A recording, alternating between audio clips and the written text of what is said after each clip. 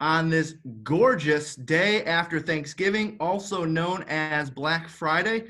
We've got the one and only Jolynne Mercieca here, top buyer's agent at Jeff Glover and Associates, long-standing 10 years plus now, right? Or just about 10 years, You got with a large specialty in working with buyers and getting buyers' offers accepted. So first things first, speaking of Black Friday, we really hope that you had a great time with family and friends to whatever extent you could have with them, whether that be virtual or in person. I know every state has different rules. And Jolynne, we've got people on from all over the country. So we're super excited to dig into today's content.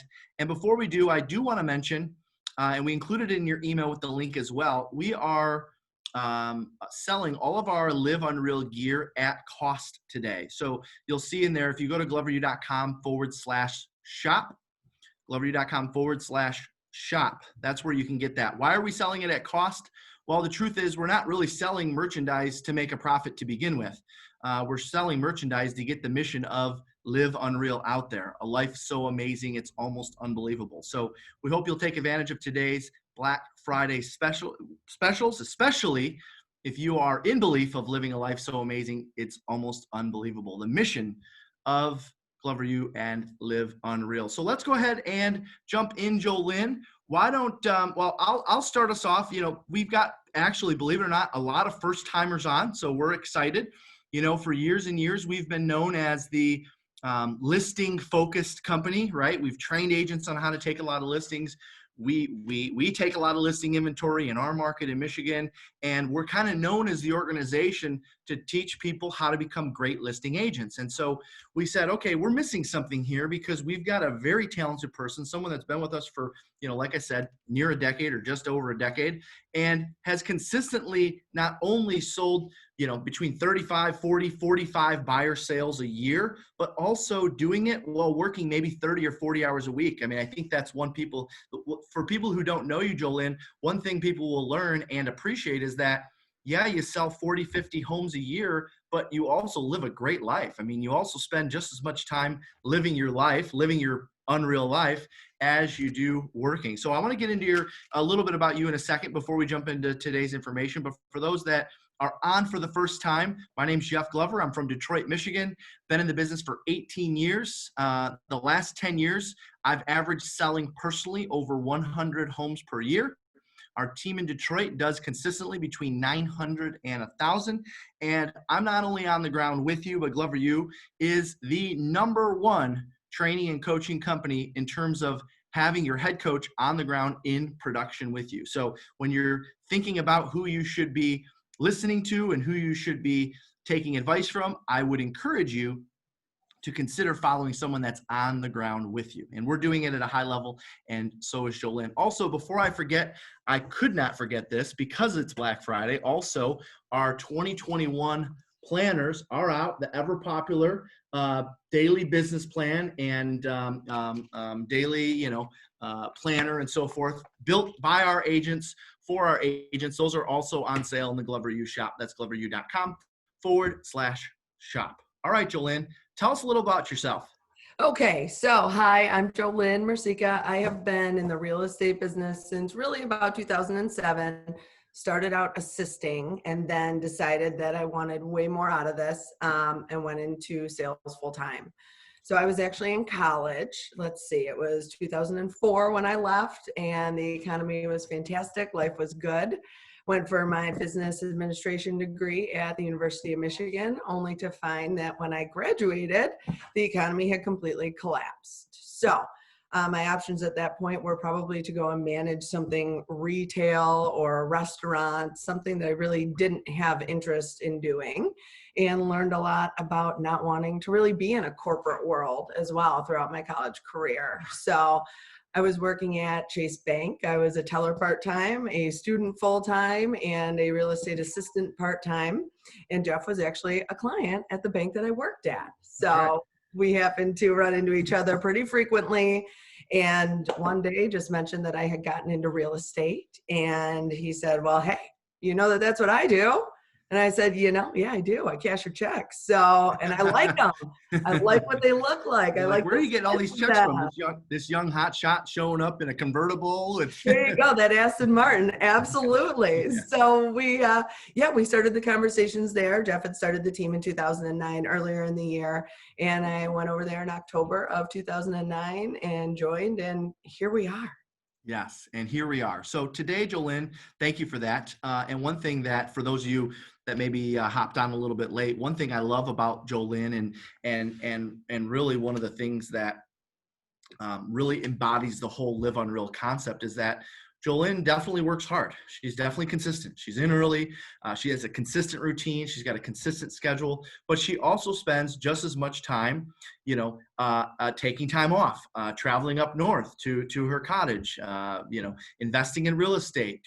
Pretty much every other weekend when we had them, you were at somebody's wedding or in somebody's wedding, and still able to maintain anywhere from, I think, a bad year for you is like 36 to 40 transactions. And usually you're between 40 and 50, with the majority of those being buyer transactions. So can you share just a little bit about why you think, like, when you look around and see real estate agents in the industry, and obviously you work with a lot of agents as a coach here at Glover U, can you share why you think you're able to do that?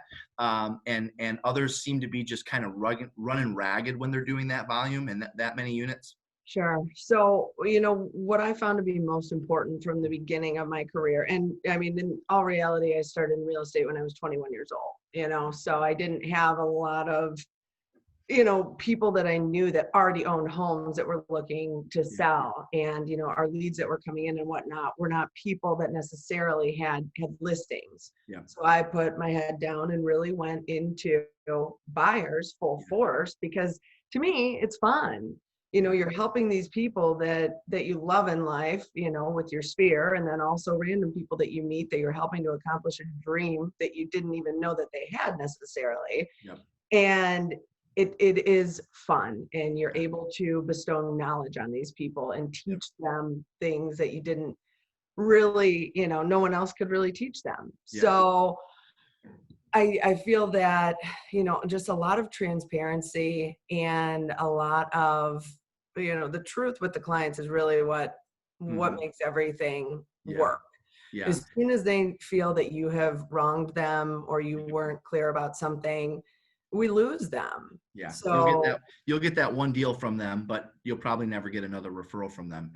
absolutely. And my biggest focus when I started was finding these young first-time buyers, because that allowed me to learn so much. It allowed me to be in so many inspections, learn so much about the homes, be able to better point my clients in a better direction after that, which has kept them with me for a very long time now. So.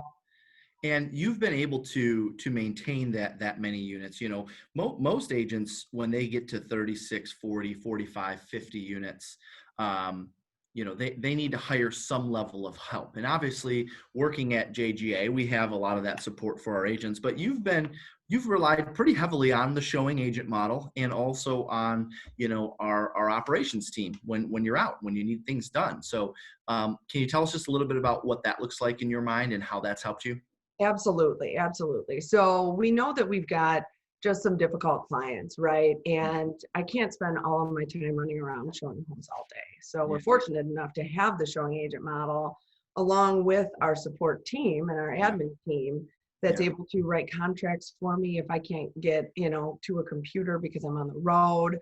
Sure. I've got my showing agents that know, they're going and they're knowledgeable and they're taking my clients through these homes. And the goal is to find what they're looking for. So I feel incredibly confident in using them. My clients feel confident in using them as well. Yeah. It's really only when we set the baseline properly, right? We've got to have that conversation about, this is my showing partner. I don't even like to use the word showing assistant. Yeah, no. It takes them off of that level with you.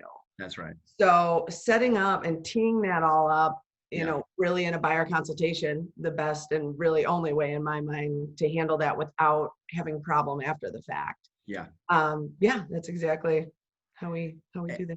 What would you say to the agent? Because, some agents have heard us talk about the showing agent model for a long time. And as you know, we first implemented the showing agent model. I think it was 2012. Kelly McHenry, who's still with us today, she was our top showing agent. What would you say to an agent that says, you know what? No, they can't, they're not able to do it as good as me, but I have to pay them a portion of my commission. What do you say to those two? Because by the way, those are the two objections we get to that. Well, I'm going to have to give some of my commission to someone, and I don't like that. Or, well, I'm going to have to hand it off to someone who maybe is on the same level, but they're not going to do it as good as me, right? How would you respond to the agent? Because those are the two concerns that people have about that model.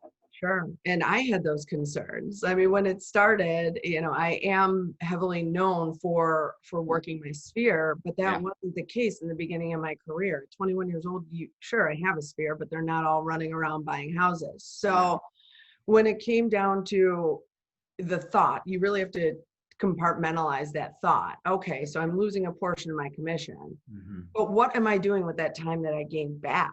Yeah. Am I doing 2 more deals? Am I meeting with another seller? Am I getting a listing contract signed? Yep.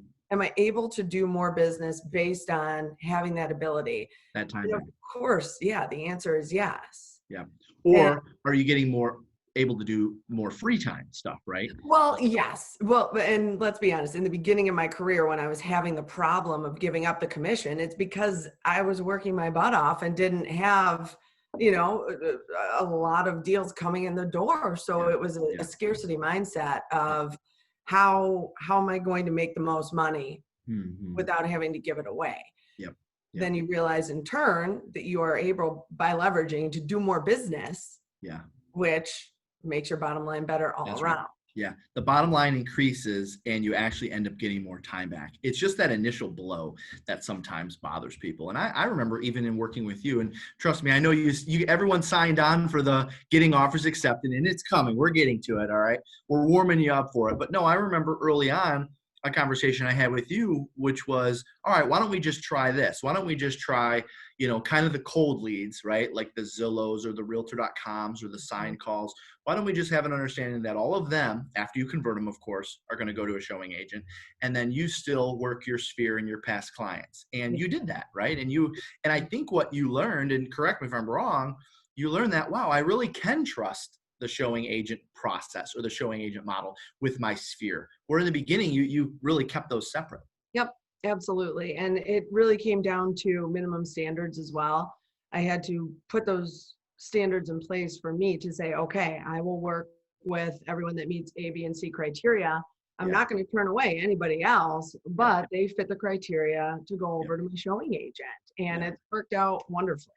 Yeah. Yeah. And today you've got tons of past clients and tons of referrals from past clients and, business coming in from everywhere because you were okay with taking a little bit of a financial step back on that one transaction, knowing that it would lead to substantially more later.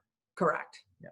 So one of the things I do want to ask you about, Jolynne, before we get into this idea of getting offers accepted today when listings are very scarce, you do a really good job of not just obtaining clients, but retaining clients. And I think a lot of our viewers and listeners are struggling with, how are you able to retain the clients?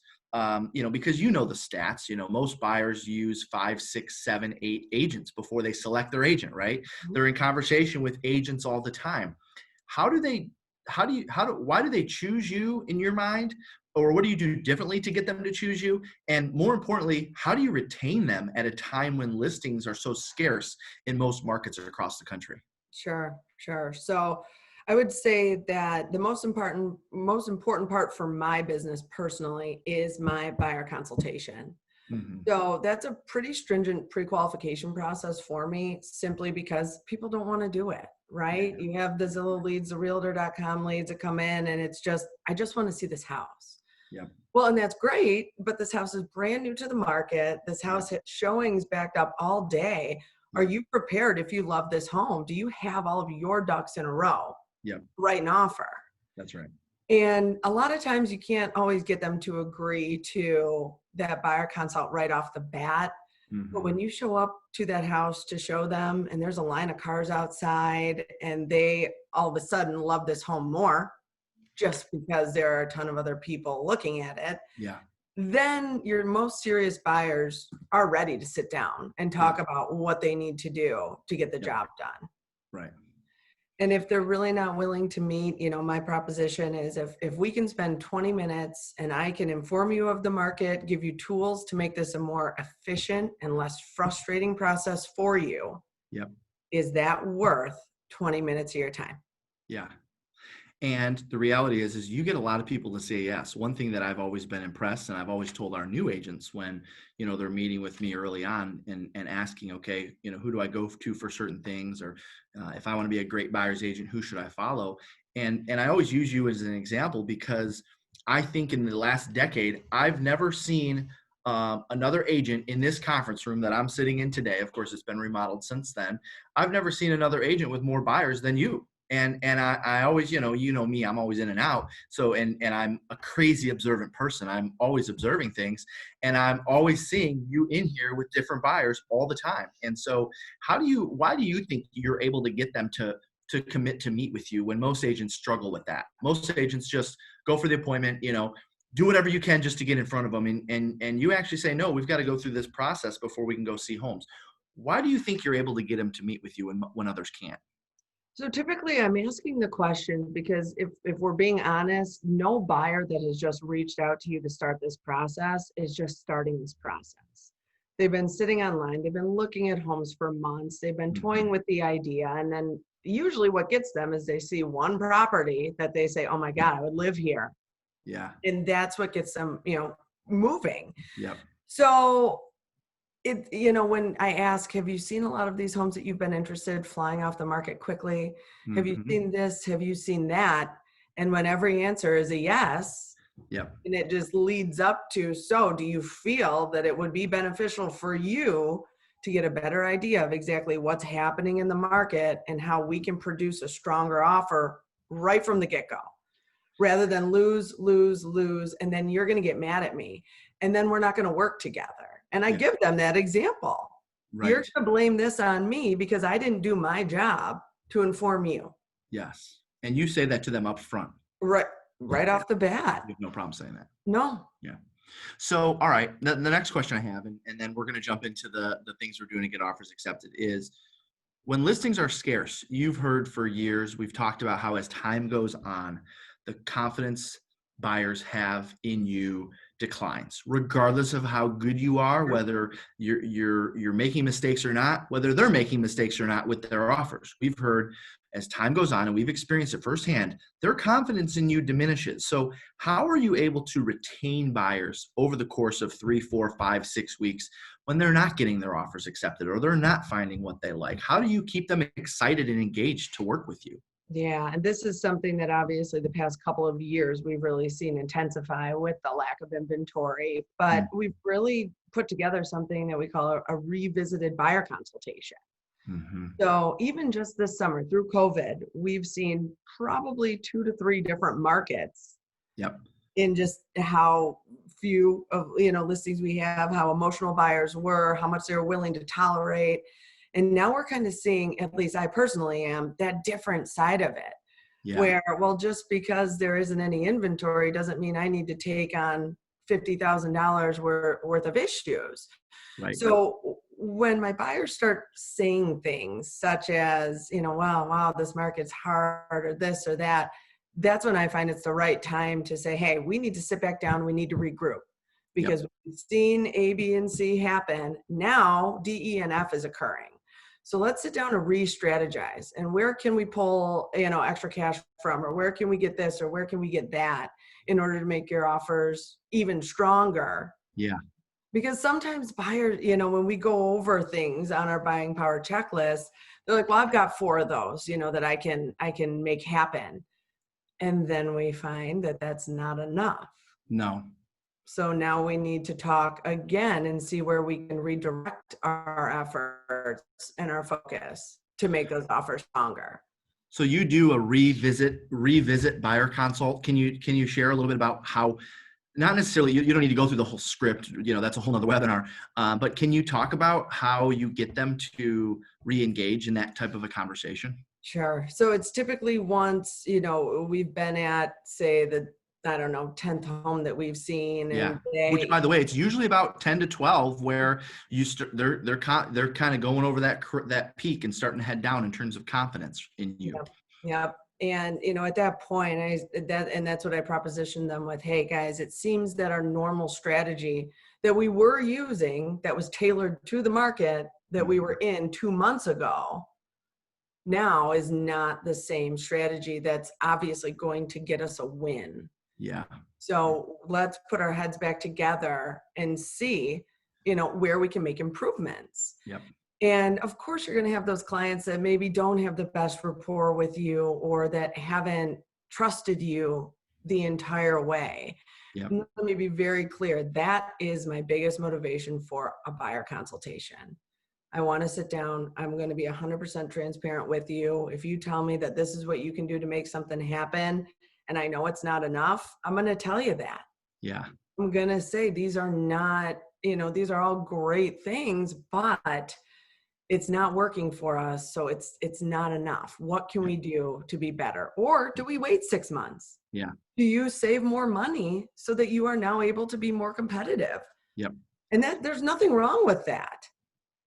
And you've given that advice plenty of times. Plenty of time, especially in this post-COVID or COVID market, when we came out of it, because there was one day, and I will never forget this day, a new listing popped up. I had 3 of my buyers within minutes all reach out and ask me to show them that home that day. I showed the same home to 3 of my own clients. Wow.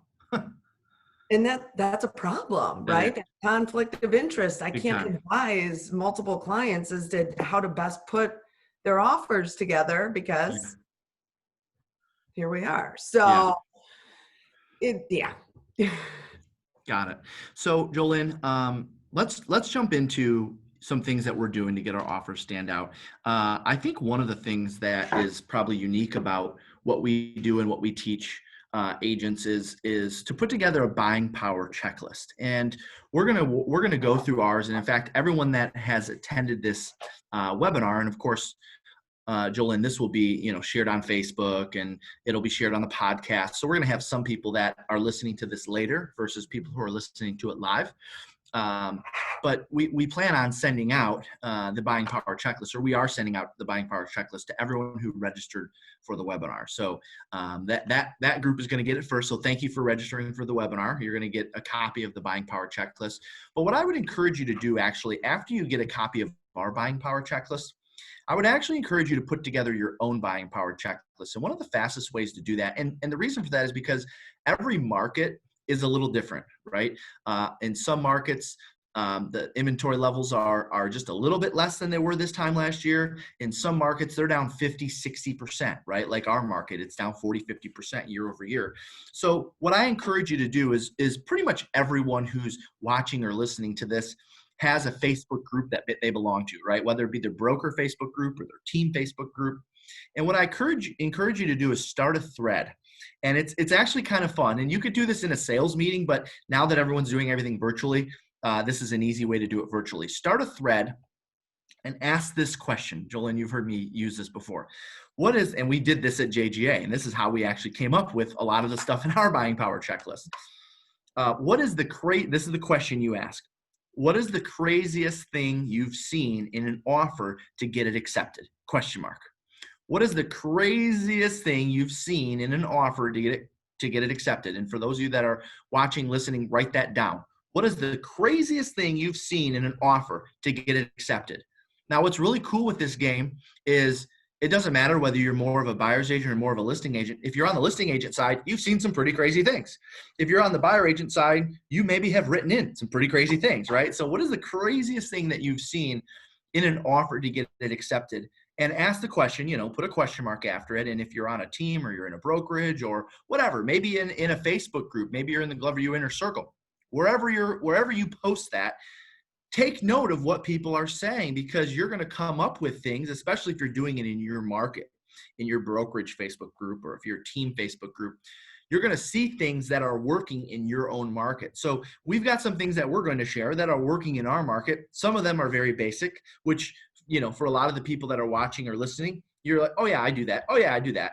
A lot of these you're going to say, oh yeah, I do that. But here's the deal. All you need is one that you say, never thought of that.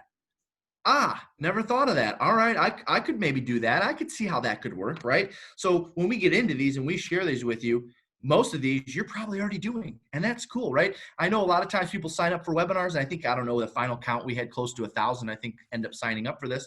A lot of times people end up signing up for webinars. I got to get the secret tool. I got to get the secret pill. I got to get that magic wand, and they want everything to be secrets, sharing of secrets. And the reality is that a lot of the stuff you might already be doing. So when you hear things on here that you're already doing, don't instantly think, yep, been there, done that. Yep, been there, done that. Listen for the one that maybe you're not doing. And I would encourage you, outside of us going through this, get with your office, get with your brokerage, get with your team, and come up with your own buying power checklist aside from those that we're going to share with you. So let's go ahead and jump in, shall we, Jolynne? Yep. So we go through a buying power checklist at the offer consultation, or we do it before that? So I like to get that conversation started at the buyer consultation, because we don't want to be last minute, like, oh, wait, can I find extra cash? Can I do this? Can I move this around? We don't want that to happen last minute. So that's putting these ideas in their head to start is definitely a better route to take. All right. So key point there. You do the buying power checklist, which, again, for those of you that are joining us on the webinar, you're going to get a copy of ours. Thank you for doing that. If you're not joining us on the webinar, you can email us at info@gloveru, and maybe we can get it to you later. But what Jolynne just said there is, do not go over the buying power checklist at the time of offer, right? At that point, their mind is already set on what they're going to offer. They have an idea. They've had conversations behind the scenes. They've consulted with their parents, or they've consulted with their friends who just bought, and they're coming up with their own ideas, only to find out, as you know, we've been in this situation so many times, that there's no chance their offer is going to get accepted doing the things that they think it's going to take to get it accepted. So we found, and I know Jolynne is big on this, when you go over the buying power checklist at the time of the buyer consultation, you're more likely to get them to take your advice later when it comes time to write the offer. Do you agree with that, Jolynne? Agreed. And I think something very important to note here as well is, when you ask people, are you familiar with what's happening in this market? Do you understand how competitive things are right now? Mm-hmm. And they say, oh yeah. I've had a few friends buy a house, whatever. I've heard it's a little rough out there. Yeah. When you start going over these points, the wheels really start turning. Yes. Oh, wait a minute. So you mean I might have to do this, and this. Oh, I wasn't really expecting that. So I think it helps to give that clear picture of your market at that point in time, so that it really isn't a surprise. That's right. All right, let's jump in. Why don't you start us off? When you're sitting down, you're in a buyer consultation, you're saying, okay, these are the things you need to do to get your offer accepted. Just kind of tell us how that script goes. So, that would be setting it up. So as we've talked about before, that this market is incredibly competitive right now. And every home that we write an offer on will be, we'll find ourselves offering different things. What's going to be more attractive to a seller? Every offer will be situational. So let's go over some options that we can use, in any offer. And we may find that 4 of these work great for this specific seller, and, because they're living in the home and they care about this home. Or we look at the other side. Well, this is an investor property, and what are they worried about? Their bottom line. Yeah. So some of the warm and fuzzies, some of the stronger offers, and that allows us to kind of put a list together and have an idea ahead of time, like you said, because they always think about what they want to do before I've done my offer consultation. Yeah. So I think, Perfect. So let's jump into the list. So what are some things that we can do to make our offer stand out today, Jolynne? So I think probably one of the biggest ones, other than, money, is occupancy.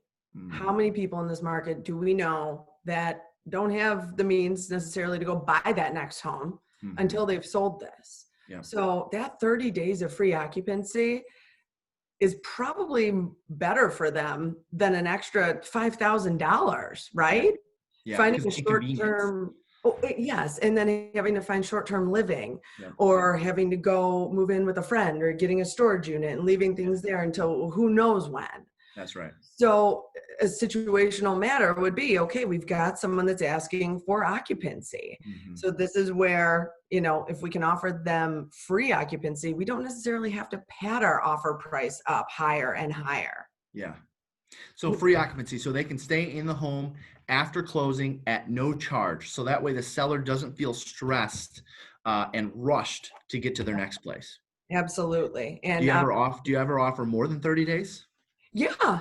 I mean, it depended on the buyer situation. Say they're living in a property that they're planning to keep as a rental, or Yep. they're living at home with mom and dad, or they've got an apartment that doesn't have their lease doesn't run out and for Yeah. 3 more months, then it's just kind of a win-win for everybody all around. Yep. Yep. Got it. Yeah. I've seen as much as 90 or even 120 days in the home after closing. It's a bit of an inconvenience for the buyer because they don't get to move into their house until, at this point, like March or April. But it secures them the house. And that is sometimes the drastic measure that's necessary in order to get the place. Absolutely. And when our buyers don't have a lot of liquid cash laying around, this is a really good way to put a better foot forward Uh, without them saying, here's an extra $3,000. yeah. That's a good point, right? Because at our average sales price, which is mid 200s, 3 months of occupancy, let's say, is really just about a $6,000 expense versus paying $20,000 over appraisal or Yep, 15,000 over appraisal, right? absolutely. Got it. Awesome. Love that. And before we jump into the rest of these, I do have a question because, we titled this Making Your Offer Stand Out. Is there anything unique that you do when you are submitting the offer to the listing agent? What does that process look like? And then we'll jump back into this list. I'm sorry. I should have asked you that first. No worries. So I when mean, I'm, I'm seeing the title behind, oh, hey, making your yeah. offer stand out. I'm like, all right, well, these are definitely things that you do to make it stand out. But actually, how do you catch the attention of the listing agent? Yep. So when I'm formatting, my email with the offer in it, I always just say, here, an offer is attached for your listing at this address. Please confirm receipt. And here's a brief overview. And that all gets bolded, and that's Yep. pulling out only the important information. So our purchase price, our type of loan, our earnest money deposit amount, Yeah. and then really any, if we've shortened the inspection period, we want to point that out. Yeah. If we're offering an appraisal guarantee, we want to point that out. If we're offering free occupancy, we want to point that out. So this is the time to showcase actually where you've gone above and beyond with your offer. Yep. I always copy my lender on the email. You Shout out CC to the Jared. lender. Yep. Yep, my lender's always working with me, who as if I may note, he 90% of the time, if he's available, comes to my buyer consultations with me. So Ah. we're able to start this process out as a team. Yep. And I use that phrase a lot when I'm sitting down with a new buyer, my lender, and myself. We are a team. Which, by the way, that reminds me, until our showing agents got super busy and super slammed, that is the recommended model. We had a lot of success early on, just like you said, with having the lender present, having the showing agent present during the buyer consultation, if you're going to use that model. Now, obviously showing agents are out on the road and constantly showing homes, so we can't always catch them, but trust me, when I've got a good one, when I got a situation where it's high price point, super competitive. I know they're interviewing agents, right? When I've got a good one, I call our showing agent and say, hey, you need to meet me for this one. This is, and they're all important, but the reality is that it definitely makes that experience a little better and causes that retention level to go up when that happens first.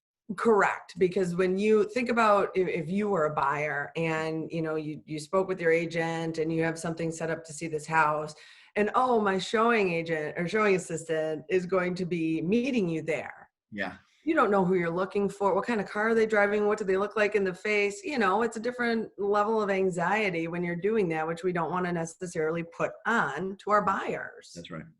Yeah. So sorry, I cut you off. So you CC the lender, and of course you mentioned the lender is present at the buyer consultation. Yep. What else takes place as you're presenting the offer to the listing agent? So then that's followed up with a phone call or a text. I always try to call. If they don't answer, instead of leaving a voicemail, because we all hate voicemails. What's that saying? If you can write it in a text, don't call me. Yep. So I'll shoot a text over to the agent, and it's never pushy. It's just, hey, this is Jolynne with Keller Williams. I just wanted to let you know I sent over an offer a few minutes ago. If you could confirm receipt when you have a moment, that would be great. Look forward to talking with you. Yeah. Yeah. And that way it's not overbearing. I need to hear from you right now. And we want to get along very well with our co-op agents. Yep. And so what is your, do most of them respond to you? Do most of them pick up the phone and call you? What does that exchange look like? 90% respond to the text. They really don't necessarily want to call back. If we've got some things in the offer to discuss, once they talk with their seller, they'll typically get back with me, via phone call. But just very easy, very laid back. Hey, we've got an offer in here. We're willing to do what we have to do to get this done. I look forward to speaking with you. That's right. And back in the day, it used to be the phone call. Hey, I just sent you the offer. It's got this, and this, and they're like, I'm busy, gotta go. Yeah. So personally, I feel that has worked for me really well in keeping a nice relationship with the other side. Well, one thing I know you've done for a while, and it's something that we've encouraged agents to do as well, is when you're going to be writing an offer on the house, right? As soon as you leave the showing or while you're at the showing, text, call, and email the listing agent with one question. What does the seller need? Yeah. Yes, exactly. Besides price, what's the most important thing to a seller? Right? Write that down. Besides price, what's the most important thing to your seller? What is their most important need? And you'll find out a lot. I mean, some agents will say, well, we're only going to accept an offer that's paying over appraisal. All right. Oh, that's kind of a bummer, but I'm going to have to somehow communicate that with my buyers and educate them on that. Or they might say, and this is, I use this example a lot because this happens from time to time. Well, honestly, Jeff, they were planning on staying with in-laws because they're having a house built. It's not going to be ready until May. I didn't think that anybody would be willing to do this, but if there's any chance your buyers would let them live in the house until their home is built, May is a little extreme, but if they'll let them live in the house until their home is built, pretty much we're going to accept your offer, right? So that's just one little tidbit that I got by asking that one question, right? Or you might be working with kind of an old school agent. There's nothing wrong with this, but I have a lot of old school agents that say, well, my clients are going to be looking for a high EMD. None of this 1% EMD stuff, it's got to be a 3% EMD minimum or whatever, right? So a lot of times when you ask a question, besides price, what is the most important thing to your seller in an offer they choose? You're going to get the agent's response of what's important to them, right? You're going to get yes, they're looking out in the best interest of their client by giving that response, whatever it might be. But you might hear some language in there of what's actually important to the listing agent, right? The listing agent might say, well, Jolynne, my seller doesn't want to deal with escalation clauses, so let's just put your best foot forward. Mm-hmm. They might not even have gotten that okay with their seller, which, by the way, doesn't make it wrong or bad, but that might just be their personal opinion towards escalation clauses. And now you just got a little bit of ammo that puts you in a little bit of an advantage because now okay, Mr. and Mrs. Buyer, we can't do an escalation clause with this one, which is very popular, escalation clauses around the country.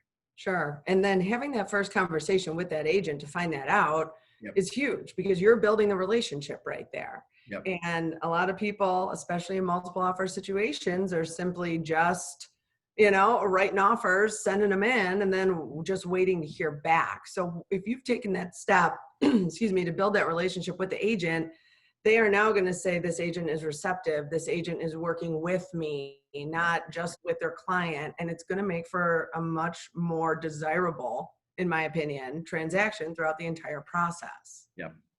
Awesome. All right, let's jump back into this list. So I'll take the next one. So in your opinion, and I'll share mine, conducting your appraisal right up front with the inspection. So actually putting into the offer that the inspection and appraisal to be completed within 7 days or within 5 days or whatever it is. Now, granted, you are at the liberty of your lender and the appraisal management company, whoever they use. So you'd have to make sure your lender, whoever you're using, is on board with this.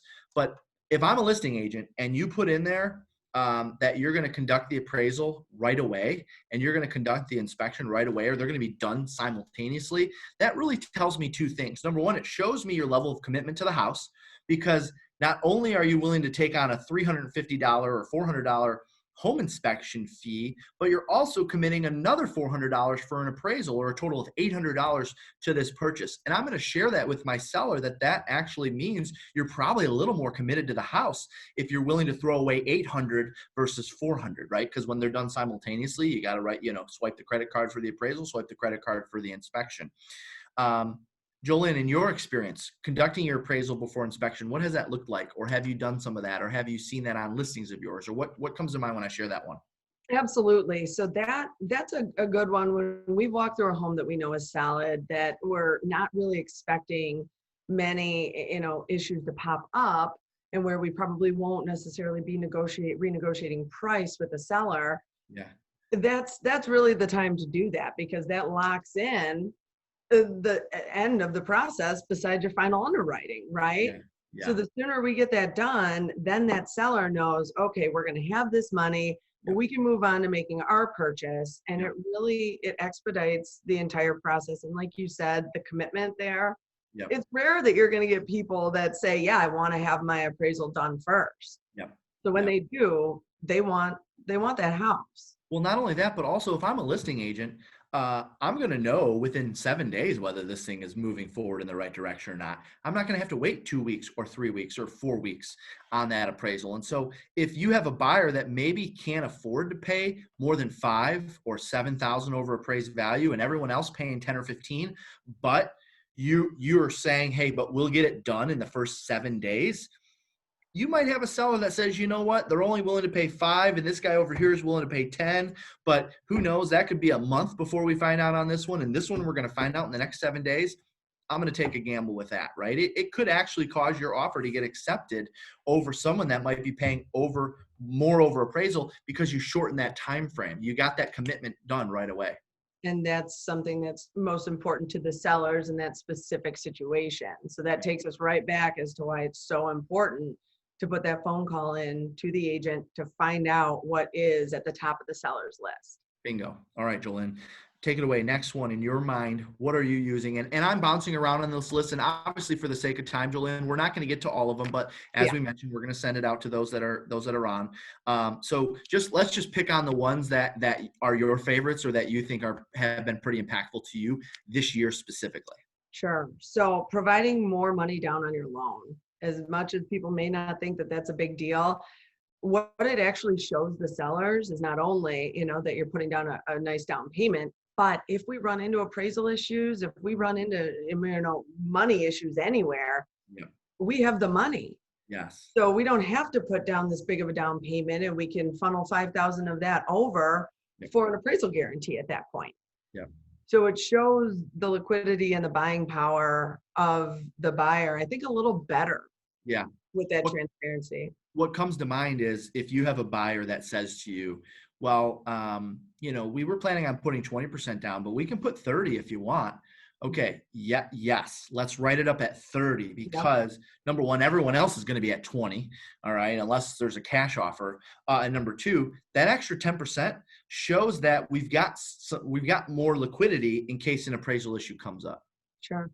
And, it can work the other way too on a listing side. When you see you've got the conventional loan, but it's only at 3%, and then the buyers need a little help to get to the closing table, that tells them that this isn't the strongest buyer. So showing your money card ahead of time, unfortunately, for the buyer, is really important to the seller. Hey, if they want to secure a home, that's what it's going to take. Yeah. What about, so I've seen this in offers that we have written to get offers accepted.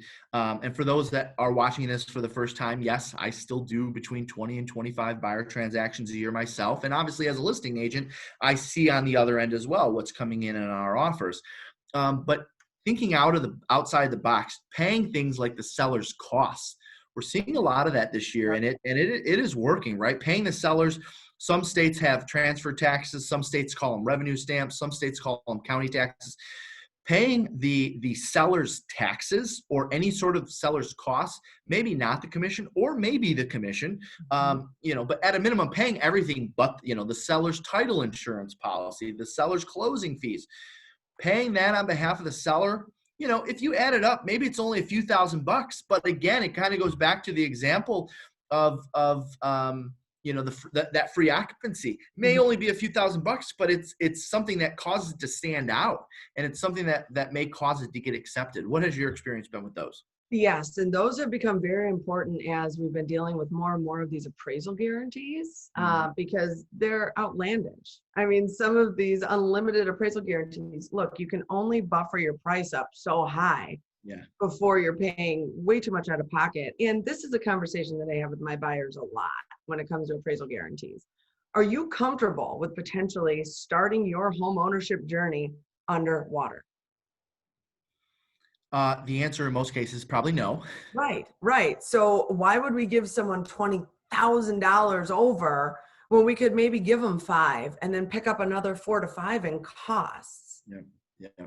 So that, you can still make the home improvement projects that you want. And there's still a lot of agents running around out there just saying price, price, price. The only thing that matters. Let's write this as high as we can. Let's give them a big old appraisal guarantee. Yeah. And to me, as a listing agent, that's not attractive to me. Yeah.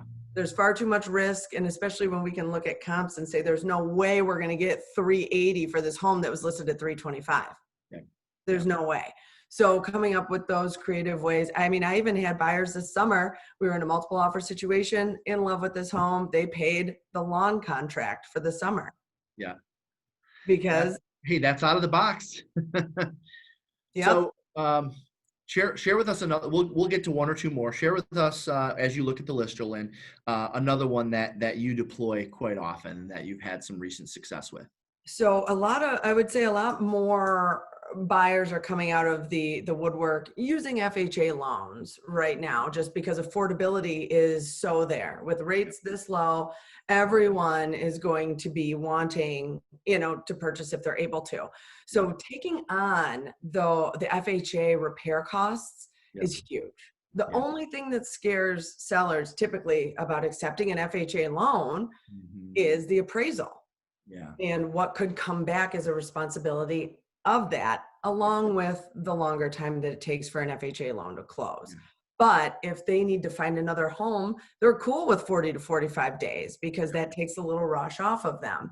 But if they came back and there were $1,000 in FHA repairs, they could just move on to a conventional loan. So I know a lot of you agents are submitting FHA offers. Take on those repairs because that almost puts you right at the same level with a conventional loan. The only difference is your closing time frame.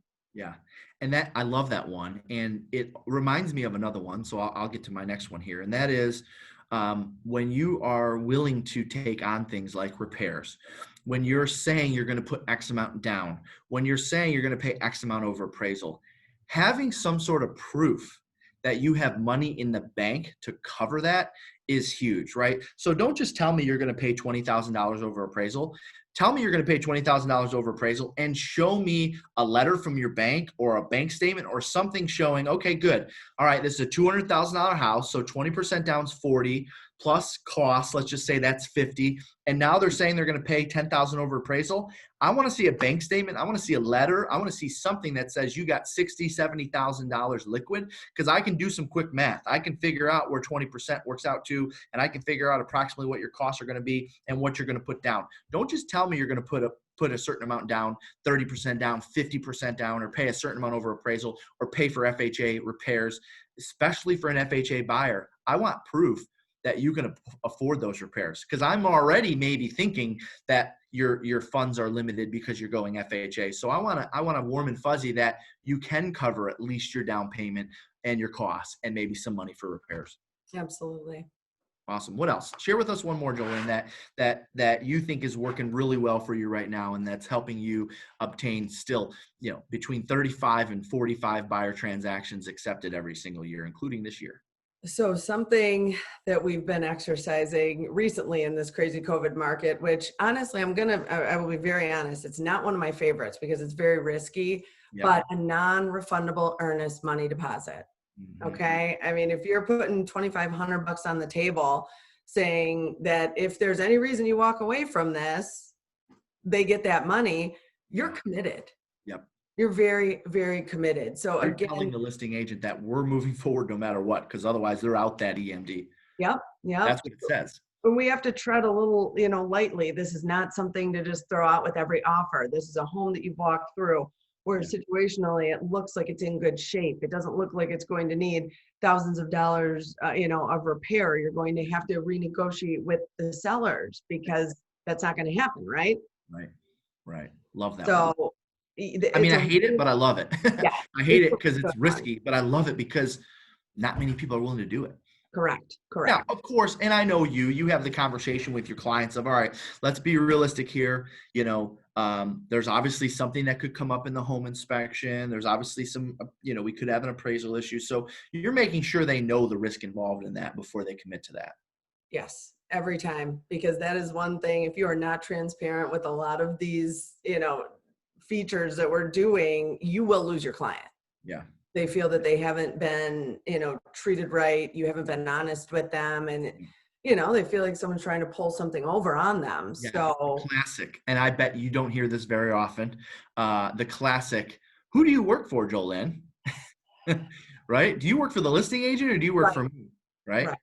And by the Absolutely. way, and I'm sure it happens, right? And I've got one more that I want to share. And then I know you've got something exciting you're going to share with us. But how do you handle that when they say that? Who do you work for? Who do you work for, me or the listing agent? How do you handle that? Because obviously that means, and I'm sure it doesn't happen often with you, but that means they're sensing, or at least, by the way, I know your intention is good. Mm-hmm. I know your intention is to make sure they get their offer accepted. But in doing so, they may feel like, you're working for the other guy. So how do you handle that when they say that? Sure. So one thing that I have found to work really well for me in even getting to this point is I like to do most of my communication with a listing agent via text or email. Mm-hmm. I want it in writing because I take a nice little screenshot that says, hey, Mr. Listing Agent, I'm going to be submitting an offer and what's going to be most important to your sellers. Yep. Then I have that. Then I show that to my buyers. Yes. And it takes away, and I learned that because without having that before, well, why are we giving them all this extra money? Why are we giving them all the leeway? Why are we going to let them stay there? They do feel like you're not working for them. Such an important conversation. It is. And the only thing that I've found that truly makes it a win-win for all parties is when I'm getting it from the horse's mouth and I'm showing it right to the clients. Yep. Yep. It's very hard to convince them that this is something that was relayed to you. Yep. And not just, let's just get this deal done so we can move on to the next buyer. Yep. Yep. Awesome. And thank you for that, Jolynne. And I'm going to share one more. And for those that are wondering, how long is this webinar going to be? We had it slated for an hour. We both get talking, we're both kind of high eyes here. So we're just sharing things as they come up. So we hope you appreciate the information if we go a little long. One thing that I have found has worked, especially if it's on a listing that you see that's back on market, right? So depending on what your MLS uses as the code, in our MLS, it's BMK. If you know a home's back on the market, meaning it was pending, something fell through, or maybe the listing agent gave you some information, I love this one, and it's worked very well for us. And Jolynne, you may have used it. A daily penalty for not closing on time. A daily penalty for not closing on time. So in the offer, we say, okay, we're going to close in 30 days or 40 days or whatever it is. And oh, by the way, now all of the normal contingencies are still there, or maybe they're not, depending on your competitive situation. Maybe you are waiving the appraisal, or maybe you are, giving free occupancy. So this could be in addition to, but regardless, this will help your offer stand out if you say, okay, it's December the 1st, let's just say, and we're going to close on or before the end of the year, December 31. And by the way, for every day after December 31, we're going to pay $50 to the seller or $100 to the seller for every day it doesn't close after December 31. And so now there's some skin on the bone, if you will, to this whole concept of meeting a closing deadline, which, as most closing deadlines for whatever reason don't get met. And if a listing agent is concerned or a seller is concerned because they just had a deal and we had our home off the market for 60 days messing around with these fools and they wanted this done and they wanted that done, I come in here with an offer that says, hey, not only will I close by the end of the year, but I'm going to pay you $50 a day for every day it doesn't close by December 31st. That will cause your offer to stand out and give you a better chance of getting it accepted. Have you seen that, Jolynne, or have you done that in offers? Absolutely. And I think the bigger part of that conversation is that domino effect, right? Yep. So if you're paying, to meet a closing date, those sellers very well may have put an offer in on another home. Yep. So now if we're not meeting our date, they're not meeting their date, potentially that seller isn't meeting their date.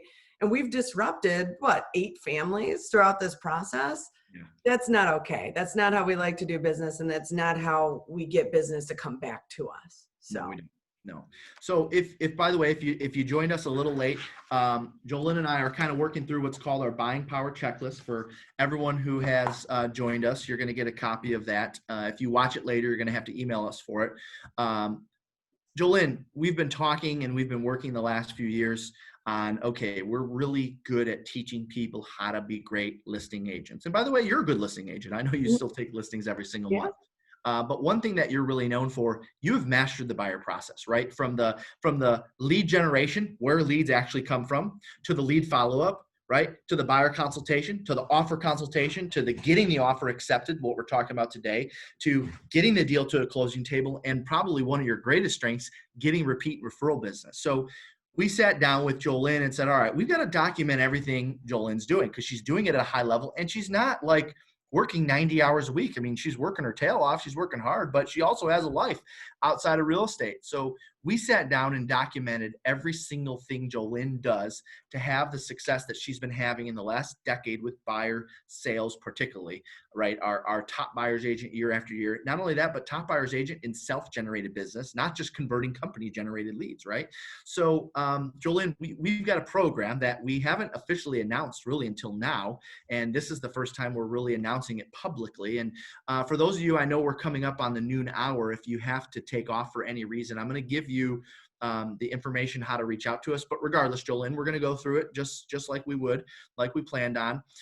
For those that have been with us and want more information about this program that Jolynne leads, which we're going to talk about, you can text BUYER, that's BUYER, to 55444. So if you're writing this down, just as if you were texting a friend or a family member, open up your text. You're going to text 55444. That's the phone number. It's only 5 digits. I don't know how it works, but it does. And in the body of your text message, you're going to just type in BUYER. Very simple, BUYER. And we will send you the information on what Jolynne is getting ready to share. Again, that phone number is 55444. Text the word BUYER. So Jolynne, we packaged everything up. And this program is not like a 6 or 12-month program like some of our other ones. You actually condensed it into, well, I'll let you take it away. So Jolynne, why don't you share with us? And I think behind the scenes, we're going to pull up the flyer on the screen so everyone can see it as well. Very cool. Very cool. So yeah, I'm super excited about my new Buyer Mastery program. And, what's important really to me about giving this information or teaching people with a focus on buyers is simply that nobody's really doing that. The focus is always on listings. Listings run the market, this and that. And believe me, Jeff and I had we butted heads about that back in the beginning, but I enjoy the showing of homes. I enjoy seeing the excitement on these buyers' faces. I enjoy also knowing then that they're going to have to sell that house one day. Yeah. Because even as a listing agent, there's a very good chance that you're selling that home and they may be moving out of state. They may be going somewhere where you don't have the opportunity to necessarily work with them again. Yeah. So I wanted to focus on buyers. I wanted to focus on kind of making our lives easier as agents, because as frustrating as this process is for a buyer, it's 10 times more frustrating for us as agents when we're giving them everything that they need to do on a silver platter and they're still not doing it. Right. And what that tells us is that there is a disconnect, usually on our end. We haven't conveyed what we need to convey to them. We haven't shown our value. We haven't shown our importance. Yeah. So there are a few things that, I don't want to say I was necessarily doing before everybody else in my office was, but I had a much heavier focus on sitting down with my buyers, on explaining these things to them, on making sure that they met the person that they would be working with on a lending side. And it creates the team atmosphere. Just like our work environment is a team atmosphere, it creates that team for our client, which means they're not afraid to reach out to my lender, to myself, to my showing agent, to ask questions or get things handled for them. Yep. because we have to remember that these team members actually can help us throughout this process. Yep. So what, Kate and I have spent a lot of time doing, and you, Jeff, as well, is sitting down and kind of putting the process out from start to finish. Yes. So just like I do for my buyers, I want to do that for myself. So I know I'm not taking any missteps. Yes. We have a 16-week program, and throughout these weeks, you will literally learn how to answer the phone from an incoming lead Yep. to post-closing customer service, right? So Kate and I have spent a lot of time putting together some newer scripts, updating them, making them market specific, doing these things that, if you were using a script last year, is there probably a good chance it's not going to be valid? Yeah. It's changed. Yeah. By the way, and I don't want to take away from what you're saying, but that is one of the biggest differences in working with us. You're working with people that are on the ground doing this every single day. So heck yeah, we've got to update these scripts annually. Yes. And when I come back and say, hey, this isn't working for me now, I need to make a change in my process, I'm probably not the only person that needs to make that change in their process. Yeah. So if I can share that knowledge, that's obviously what we want to do here. So yeah, we start out with where the leads come from. We talk about their follow-up programs. You've got a fully different follow-up schedule from a realtor.com lead to an agent referral to a Sphere referral. That's so all. Wait, you treat those sources of business differently? Correct. Your follow-up program is different for all of those. Absolutely. We've got warmer leads, we've got colder leads, and we discuss, how we should be handling these and what the best dialogue is to be having with these leads. Yep. And then we go into, which, by the way, means a different drip campaign for each as well. And absolutely. In the program, you're sharing our drip campaigns for each source of business. So not only will people learn where our business comes from, learn where our leads come from, but they'll also get the drip campaign for each source. Absolutely. And then once we're able to work on conversion with these scripts, now we're learning how to set the buyer consultation, right? Because even though some buyers may not want to do it, listen, a lot of agents don't want to do a buyer consultation. I have to tell you agents on why it's important to do this. Yeah. And let me tell you, the amount of time that you will save, the frustration that you will save, the efforts that you don't necessarily have to do over and over and over again of explaining things, you can easily field all of that within a buyer consultation. Yeah. And one thing to note is, we have a piece of material at the office with our entire buyer process in it. Okay. So I go through this buyer consultation and then I say, hey, look here at the bottom of this document, we've got your entire timeline. Yep. So if there's anything here that you've forgotten that we've discussed today, if you need a reference point to go back, because honestly, 90% of what we talk about here, you won't remember. But the point is to let you know that you have this many out-of-pocket costs throughout your process, that you can expect this, after that. So everyone who's in the program is going to get the actual material that we use as well? Absolutely. We want to make sure that, everyone's armed with the best resources. Yep. And as we update them, they'll receive updated everything as well. Yeah. So we're going to learn how to generate leads, how to follow up with them, how to put together a strong buyer consultation, how to prepare your presentation material. And obviously we're going to give you examples of ours. And then what? And then we're going to discuss the search process and how we set this up. And, I'll share with you what I do personally that makes my life a lot easier, that buyers actually are far more, they're okay with it. When I provide feedback and I say, hey, I wouldn't do this, or I would see this home, you'd be surprised how many actually listen to you because you spent the time to build the trust. Yeah. And now you're not wasting time. Then we find the house that we like, and then we're going to go over a full offer consultation so that you know how to present the facts to your buyers to make sure that they're writing their strongest offer possible. You would probably argue today that the offer consultation is almost just as important today as that buyer consultation, right? Absolutely. And a lot of agents, maybe put emphasis on the buyer consultation, but not a ton of emphasis. Sorry, I don't know why that keeps happening with my camera. Not a ton of emphasis on the offer consultation. Yeah, and what's more important about the offer consultation is at that moment getting that buy-in from your client. It's not even necessarily about this is the offer that will get accepted. Mhm. It's more so, do you understand why we're writing this in? Do you Yeah. understand how this makes your offer stronger? Mm. Because the goal is to not write a lot of offers, but Yep. then say that one doesn't work out, you Yep. move on to the next one. They've got their beautiful buying power checklist with them that they Yep. go back and reference. Yep. And then they say, this time I want to do this, this, and this. And Yeah. you go, oh my gosh, they got it. Yep. They got it. They listened. They understand. They're Yeah. serious now. They're ready to make it happen. Yep. So everything that we go over in this program is not only, I want to be very clear, it's not only to make it a better everything for your clients, it's to make your life easier, your job easier, make Yeah. you more efficient and a more skilled and tooled agent to be Yeah. out in the market. Well, and again, this will probably be the third time I'm saying this, but those who sign up for this program, you're not just signing up to close more buyer deals and to do more buyer deals. You're signing up to learn how to close more buyer deals and do more buyer deals, and also have a life. Because Mhm. again, you're going to learn that from Jolynne, how she's mastered selling the volume that she's selling, and also having a life outside of real estate. Yeah. Again, you can text us the word buyer, BUYER, to 55444 to get more information on the program. No obligation. We'll just, someone will reach out to you with more information.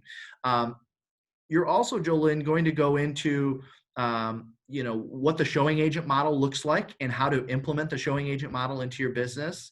I It's know that we have a lot of teams and lead agents who probably should put their buyers agents through this program, right? Like you said in the beginning, there isn't this there's not really a program out there specifically for buyers agents, right? And by the way, you're not a buyer's agent. You're what we call an OSA, or a realtor, an outside sales associate. You work with both buyers and sellers. But if you really want to level up your buyer agent team, this is it. It's 4 months, right? It's technically, if you do the math on that, because we've reduced it $100, it's normally yeah, $499. We reduced it to $399 because COVID hasn't impacted so many this year. That's like $1,600. That's less than half of a commission check for yeah, most people to get our entire buyer program from yeah. the person that has mastered it. Yeah, and for you that aren't on teams, I mean, this is a great way to learn. You can find a partner agent in the office, someone that's newer that needs experience, Yeah, and you can utilize them as a type of showing yeah, assistant. So we talk about the different avenues that we can go down if you don't have all of the resources that we're fortunate enough to have at JGA, yeah, and show you how to make it work in literally any market center, in any team, non-team, whatever your setting may be. yeah. Yeah, I love that. So it's a small group setting too, right? Like maybe a Yeah. dozen people or 15, 20. I mean, you're not on, it's not like this big, presentation. Jolynne interacts with you Yes. and you have ability to ask questions. She'll share something with you and reserve 10 to 15 minutes at the end for Q&A. It's via Zoom. So you're face to face once a week for 15 sessions in a row, 45 minutes. So it's not like you're signing up for this recorded program where you're on mute and you're just sitting back and watching. I mean, it's very interactive, isn't it, Yeah, Jolynne? and I need that. I'm a high I. I thrive with interaction, if you couldn't Mhm. tell. Yeah, But what more importantly about that is, I'm looking forward to seeing all of you agents from all over the country, and we're all in different markets and we're all experiencing different things. yeah, And all of those situations are helpful to every single one of us, regardless of what we may think, oh, that doesn't apply to me. It might in 5 years. yeah. It may be a great idea that you haven't tapped into. I mean, there's something for everybody to learn here, with the end goal being to make the buying process more efficient for everyone involved. Yeah, got it. So, Jolynne, anything else we should know about the program that we didn't cover? Oh goodness. Well, I mean, probably my most favorite part that we'll be talking about in here: client events, client customer service focus, etc., and all of the things that I've done to be able to receive a lot of referrals. Yeah. You The know, the post sale stuff. How do you get them coming back to you? Which I know, in knowing you as long as I have, Jolynne, that is like your number one source of business: repeat and referral, Yep. first time bread and buyers, butter. repeat and referral buyers in general. And of course, now after doing it for so long, it's leading to a lot of listing referrals or a lot of people who bought from you 5 years ago who are now selling, right? Yes, yes. And I'm going to be honest, I don't want to sit on the phones every day. I don't want to sit and call cold leads. That is not where I thrive. That is not where I feel Yeah. fulfilled. Yeah. So, even in my prospecting, after I moved off of the phones, it turned into being out, being with people, doing everything that we can't do right now in COVID. But we've got really good, really good ideas and things that we have transitioned into Yeah. to get you in front of your clients still, because I know that's a struggle for every agent out there right now. Oh, yeah. And that should be the focus if you're looking for, to build a relationship-based business full of repeat and referrals. Awesome. So you're going to learn how to generate leads, convert them, get the consult taken care of, do the buyer consult and then the offer consult, get them through the showing process. You're going to cover how you stay engaged with them, how you keep them coming back to you, the showing agent model, your transaction management, getting it to the closing table, and the follow-up afterwards. Sounds pretty complete to me. It's 4 months. It's 15 sessions. It's reduced from $4.99 down to $3.99. If you're interested, you don't have to sign up right this second, although it starts Monday, doesn't it? Sure does. Monday at 1:00. Let's go. The program starts Monday. So we've had it out there on our website, but this is the first time we're bringing it to life via this method. So it does start Monday. So you would need to make a decision before then. And if you made a decision next week, that's fine too. We record all sessions. Everyone who attends always gets a copy of the session and gets the workbook as well. If you're interested, you can go online to gloveru.com and check out our programs there. Or for the easiest way to do it, just text buyer, the word buyer, BUYER, to 55444. And other than that, I think we're all set, Jolynne. I think so. Thanks everybody for tuning in. I hope to see you next week. Yeah, so we're going to see many of you next week, and we'll see the rest of you some other time. Go out and have a great weekend. Remember, tomorrow is Small Business Saturday. If you want to get our newest planner that just came out, all right, these things sell like hotcakes. We're selling it at cost right now. That's the daily planner and the business plan, as well as all of our Live Unreal gear. That's gloveru.com/shop. They're all at cost, all right? And we'll see a lot of you in the program with Jolynne on Monday. Make it a great rest of the weekend, guys. See you later. Thank you.